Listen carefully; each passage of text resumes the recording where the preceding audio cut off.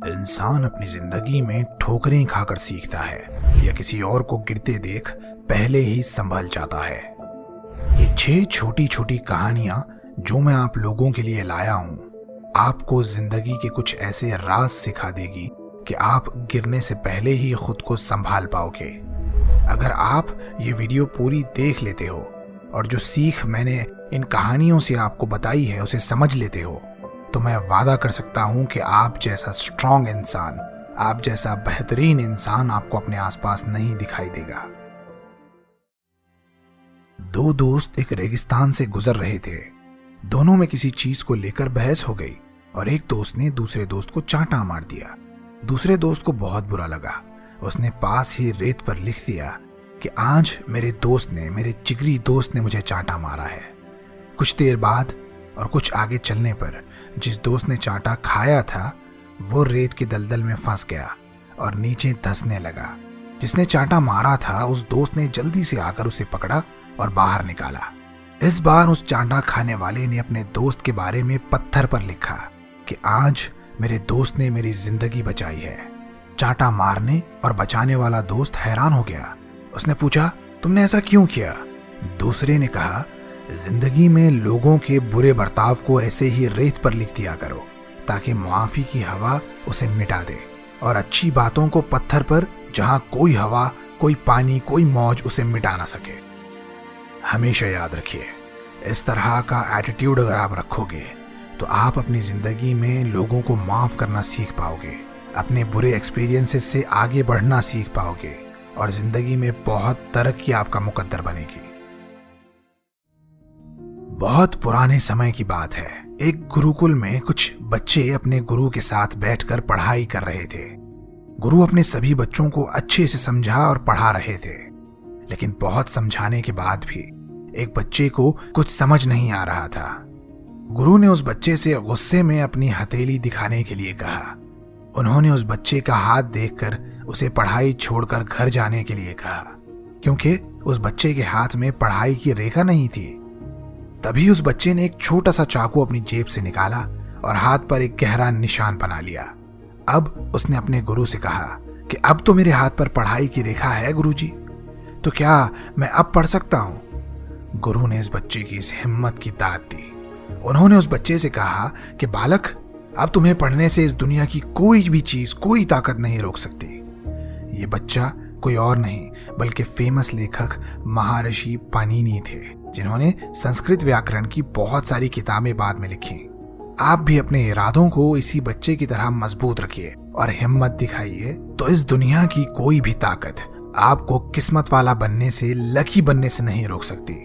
हमेशा याद रखिए, इंसान के पास उसका लक लकड़ी के उस टुकड़े की तरह होता है जिसे अगर तराशा जाए, जिस पर अगर मेहनत की जाए तो उसे एक पेंसिल में ढाला जा सकता है, लेकिन अगर उस पर मेहनत नहीं की जाए तो वो आग में जलाने के काम आता है। तो अपनी किस्मत को कोसने और उस पर रोने के बजाय अपनी किस्मत को अपने हाथों तराशना सीखो। एक पाठशाला में हर दिन कुछ वक्त के लिए मेडिटेशन करने का रिवाज था।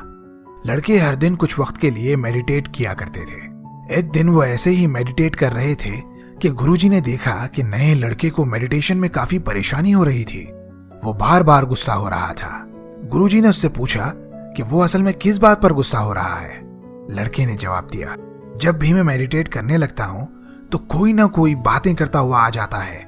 कभी बिल्ली आ जाती है, कभी कोई कुछ गिरा देता है, और इन सब आवाजों से मैं डिस्टर्ब हो रहा हूँ। गुरुजी बोले कि बालक, मेडिटेशन तो करते ही इसलिए हैं कि अपने गुस्से पर तुम काबू पा सको। तुम कोई तरीका ढूंढो कि मेडिटेट करते समय तुम्हें आसपास के लोग या जानवर डिस्टर्ब ना करें। लड़का किसी शांत जगह की तलाश में निकल पड़ा। उसे नदी का साफ सुथरा और शांत किनारा नजर आया। उसने अपनी चादर वहां बिछाई और मेडिटेट करने लगा, लेकिन अब भी उसे लगने लगा कि बहते पानी के शोर के साथ हवा के चलने से पत्तों की सरसराहट भी उसे डिस्टर्ब कर रही है। उसे बहुत गुस्सा आया।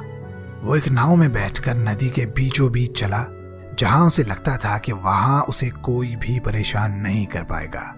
नदी के बीचों बीच पहुंचकर वो मेडिटेट करने लगा। अब आसपास शांति थी। वो रोज ऐसे ही नाव में बैठकर नदी के बीचों बीच जाने लगा मेडिटेट करने के लिए। कुछ दिन बीते और फिर एक दिन ऐसे ही मेडिटेट करते समय उसे पानी के उड़ने की आवाज आई। उसने आंखें खोला तो देखा कि एक बड़ी सी नाव तेजी से उसकी तरफ आ रही है। वो गुस्से से चिल्लाया, अरे अंधे हो क्या, दिखता नहीं है क्या? लेकिन वो नाव उसकी तरफ आती गई और उसकी नाव को जोर से टक्कर मार दी। लड़का गुस्से से पागल होकर उस नाव वाले को मारने के लिए चला, लेकिन उस नाव में तो कोई था ही नहीं। असल में वो नाव पानी के बहाव और तेज हवा के कारण बहकर इधर को आ निकली थी। अब वो शर्मिंदा था और उसे अपनी गुरुजी की वो बात याद आ रही थी कि आखिर तुम्हें गुस्सा आ किस चीज पर रहा है। अब उसे समझ में आया था कि उसे गुस्सा सिचुएशन पर नहीं बल्कि अपने रिएक्शन पर आ रहा था।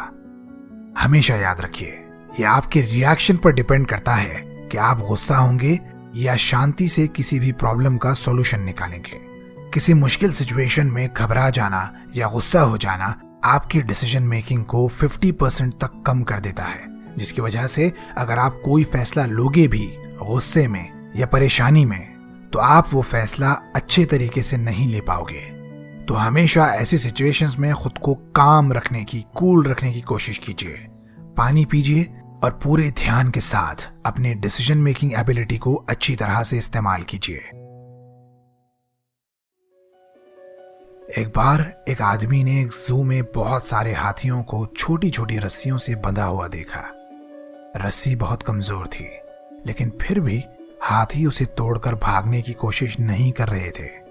उस जू के कर्मचारी ने उस आदमी को बताया कि उन्होंने उन हाथियों को बचपन से ऐसी ही रस्सियों से बांध रखा था। बचपन में हाथियों के लिए यह रस्सी तोड़ना मुश्किल था और बड़े होते होते इन हाथियों ने यह कबूल कर लिया था कि वो ये रस्सी कभी नहीं तोड़ पाएंगे। इसलिए हाथियों ने ये रस्सी तोड़ने की कोशिश करना भी बंद कर दिया। ठीक इसी तरह इंसान भी अपनी जिंदगी के कुछ फेलियर्स के बाद ये यकीन कर लेते हैं कि वो कभी भी जीत नहीं पाएंगे, या ये भी कहीं उन्होंने देखा होता है कि किसी काम में किसी और को नुकसान हो गया है तो ये भी उसे कभी नहीं कर पाएंगे। नहीं, आप हमेशा याद रखिए, अगर कोई पत्थर किसी के 100वें वार से टूटता है तो इसका ये मतलब बिल्कुल नहीं है कि पहले के 99 वार बेकार थे। आपको अपने गोल्स और सपनों को पूरा करने के लिए लगातार कोशिश करते रहना चाहिए। एक ना एक दिन आप इतने कैपेबल जरूर हो जाओगे कि अपने गोल्स आप हासिल कर लोगे। पुराने वक्तों की बात है, एक बादशाह ने अपने नौकरों से एक बड़ा सा पत्थर एक रास्ते के बीचों बीच रखवा दिया। फिर वो झाड़ियों में छुप गया और देखने लगा कि कौन उस पत्थर को रास्ते से हटाता है। उसने देखा कि उसके वजीर उस रास्ते से गुजरे, लेकिन उन्होंने उस पत्थर को नहीं हटाया। उल्टा वो उस पत्थर को बुरा भला बोलते हुए, उस पत्थर को वहां रखने वाले को बुरा भला बोलते हुए वहां से गुजर गए। कुछ देर बाद एक सब्जी वाला उस रास्ते से गुजरा। उसने अपनी सब्जियां साइड में रखी और उस पत्थर को वहां से हटा दिया। उसने देखा कि पत्थर के नीचे सोने के सिक्कों से भरी एक थैली और साथ में एक कागज था जिस पर लिखा था कि ये सोना उसके लिए है जो इस रास्ते से इस पत्थर को हटाएगा। सब्जी वाला अभी वो कागज पढ़ ही रहा था कि राजा झाड़ियों से बाहर आया। उसने उस सब्जी वाले को अपने दरबार में एक खास मकाम दे दिया। हमेशा याद रखिए, जिंदगी के रास्ते में उस पत्थर की तरह कई मुश्किलें, कई परेशानियां आती हैं, लेकिन उन मुश्किलों का सामना करके ही अपने लिए कामयाबी के मौके बनाए जा सकते हैं। खुद को स्ट्रांग और हर तरह के हालात के लिए तैयार किया जा सकता है। इस कहानी से मैंने पर्सनली एक और बात सीखी है कि नेकी का छोटे से छोटा काम भी आपकी जिंदगी को खुशियों और सुकून से भर देने के लिए काफी है। 3 दोस्त नदी के किनारे एक बेंच पर बैठे हुए थे। तीनों बूढ़े हो चले थे, अलग अलग शहरों में रहते थे, लेकिन उन्होंने एक रूल बना रखा था। हर साल की शुरुआती महीने में वो वक्त निकालकर एक दूसरे से मिलने आया करते थे। इस वक्त भी वो आपस में ऐसे ही मिले थे। बैठे बैठे एक दोस्त अपने दोस्तों से बोला, हम अब बूढ़े हो चले हैं, पता नहीं अगले साल तीनों एक साथ होंगे भी या नहीं। दूसरा दोस्त मुस्कुरा कर बोला, तुम अगले साल की बात कर रहे हो? मैं तुम्हें अपनी कल की नहीं बता सकता हूं कि मैं कल का सूरज भी देख पाऊंगा या नहीं। तीसरा उसकी बात काट कर बोला, दोस्त मैं तो आज भी तुम्हारे साथ बैठा हूं, मुझे तो ये भी नहीं पता कि मेरे अगले पल में मैं रहूंगा या नहीं।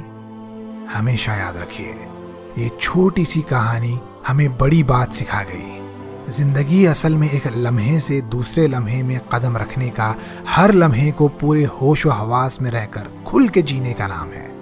आप अगर क्रिकेट खेल रहे हो, पूरी तरह से एंजॉय करते हुए खेलो। अपनी फैमिली के साथ पिकनिक पर हो, पूरा एंजॉय करो। मीटिंग में हो, उस सीरियस सिचुएशन का अपना मजा होता है, उस सीरियस कन्वर्सेशन का, उस जिम्मेदारी का पूरा फील लो और खुल के एक अच्छी खुशियों भरी जिंदगी जियो। इस वीडियो पर अगर 2000 लाइक आते हैं तो ऐसी कम से कम 500 कहानियां आगे की वीडियोस में मैं आप लोगों के लिए रिकॉर्ड करूंगा। इन कहानियों से आपने जो कुछ भी सीखा है, आप उसे हमेशा याद रखिएगा। कमेंट करके अपनी फेवरेट कहानी और उससे आपने क्या सीखा ये जरूर बताना, ताकि आगे मैं वैसी ही कहानियां और भी अपलोड कर सकूं। नेवर क्विट से मैं इबाद आपकी एक कामयाब और खुशियों भरी जिंदगी की दुआ करता हूं। Thank you for watching.